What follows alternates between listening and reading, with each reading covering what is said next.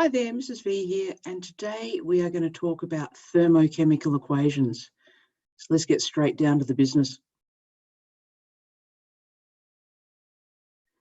Thermochemical equations are just the equations we write for reactions when we're doing thermochemistry. They're ordinary equations.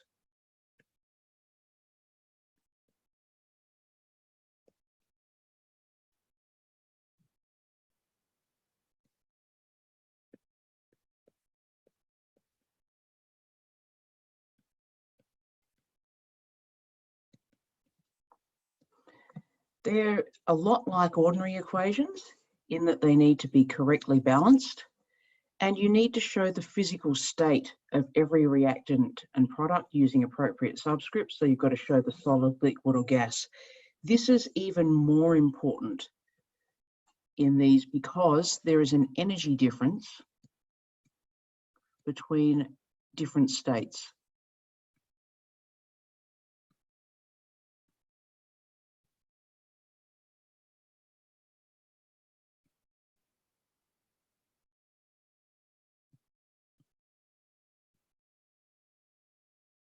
So it's really important that you know which state your reactants and products are in, because there will be differences in energy between those states. And of course, because we're doing thermochemistry, we're going to include the enthalpy change with its sign, even if it's positive.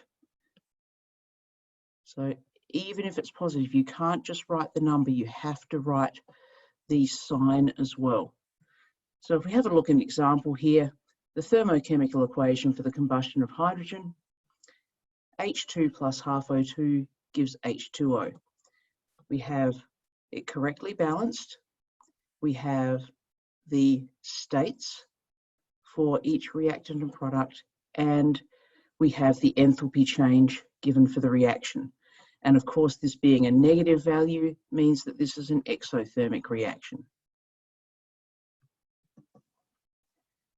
Sometimes when we're doing thermochemistry, you need to use the equation with in a different form. So maybe you need integer coefficients and not fractions, in which case you'd need to multiply this equation by 2.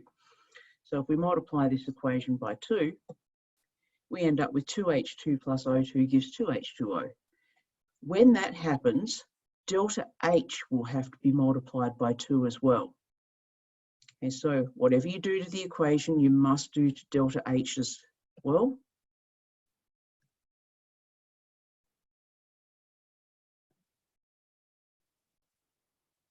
Or to, I should say, to the equation.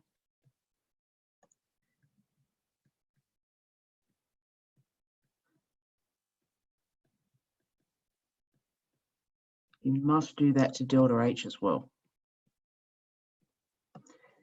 Another tricky one is if you turn the reaction around and write it backwards. So if you were actually looking at splitting water up into hydrogen and oxygen here, so that you've taken that first equation and reversed it, then delta H has to change sign, meaning that if the reaction is exothermic in one direction, it must be endothermic in the other direction. So in this case, because this is just our first equation here, but reversed, delta H is equal to plus 285 kilojoules. So now it's endothermic.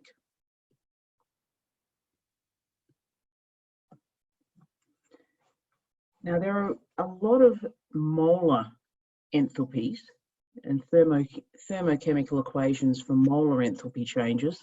And if you want a molar enthalpy change, then that means the substance that you're talking about, the molar enthalpy change, has to have a coefficient of 1. And the delta H value then gives you what's called the molar enthalpy change, and then you can give that in kilojoules or kilojoules per mole. But that's only for the molar enthalpies.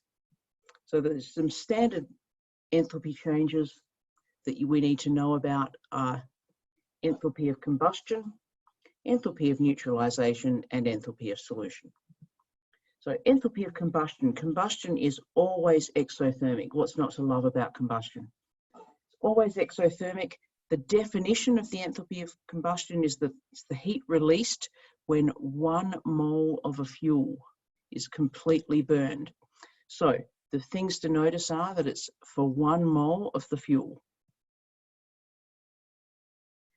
And secondly, it must be complete combustion.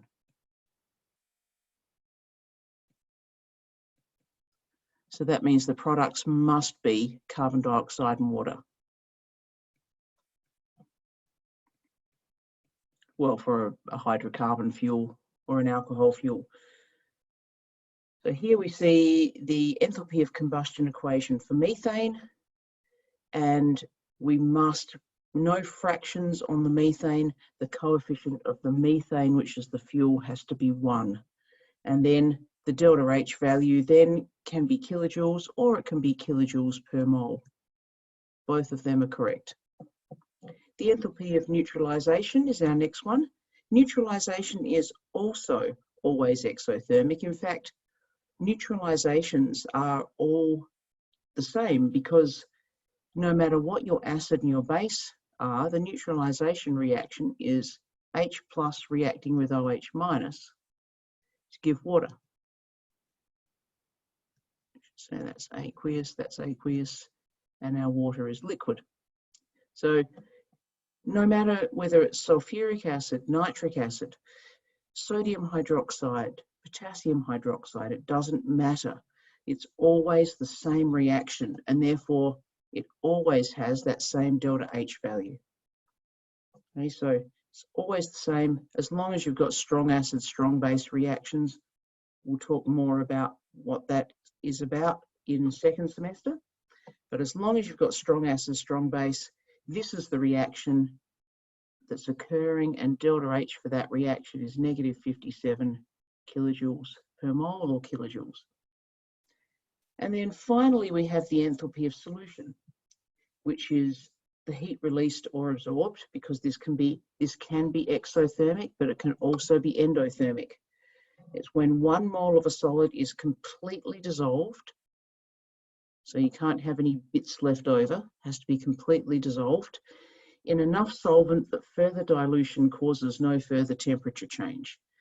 So that means everything is totally dissolved in the water, and so if you add more water, you're just adding more water. It's not actually doing any more dissolving when you add more water. So here's an first example, ammonium nitrate. We did this in our prac last week, where this was an endothermic reaction.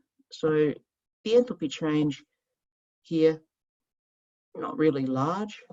It's plus 26 kilojoules per mole, and that's not a huge one. If you look at combustion, the enthalpy changes for combustion, they're really large. But for solution, we saw the sodium, we did the sodium hydroxide one as well. That's exothermic, and that's negative 43 kilojoules per mole. What we use thermochemical equations for is in calculation work. So we look at the change in energy in a reaction being equal to the number of moles of stuff reacting times by delta H from the equation. So this is where we want to calculate the energy change.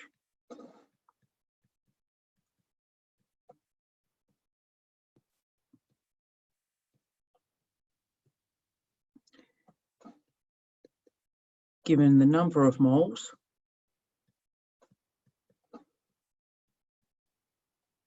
and delta H. Now you might not always get the number of moles, you might be given a mass. But if you were given a mass, you would simply turn it into moles by mass over molar mass. And if you were given a number of particles, you could do that. You're usually given a mass though.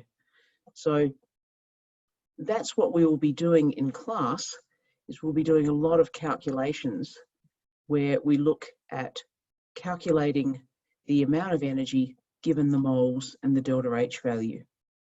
I'll see you in class.